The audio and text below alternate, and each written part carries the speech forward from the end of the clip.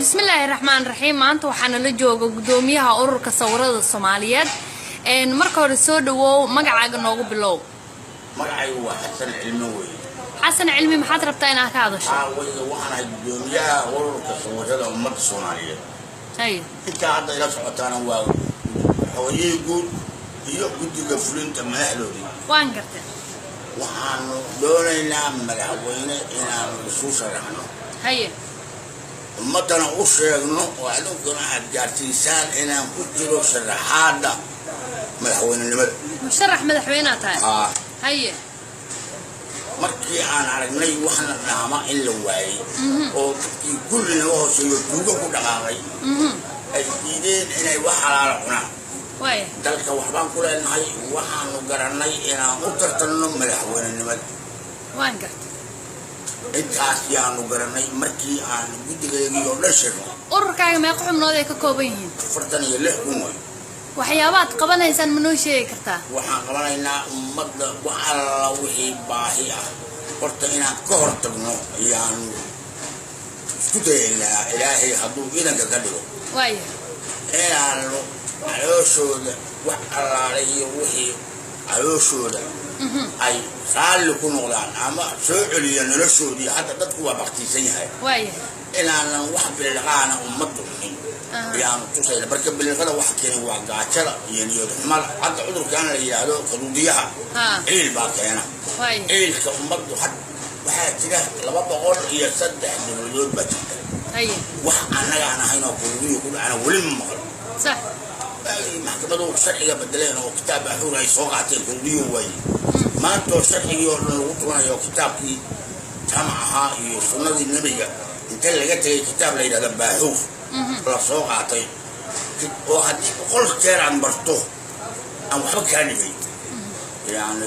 diinta muslimka ku soo celiya dadkaana ka hortaga xaaraanta cunahay waxaan aragnay dhulkii ururka sawiradu lahaayeen oo dad kale la siiyey bal wax kala daayo xogeeyaha guud yaa isu rogan ninka la yidhaahdo isu rogan iyo ninka la yidhaha qorolo dibade labadoodii dhulkoodii inta la burburiyey baa dad kale la siiyey waa u adkaysan weyna arrintaas xaaraan weeye waxaan aqbalaynana maaha mudana gudoomiye haddii aad ku guulaysato inaad qabataan talada dalka haddii aad tihiin ururka dabaalada Soomaaliyeed cadaalad ma sameey doontaan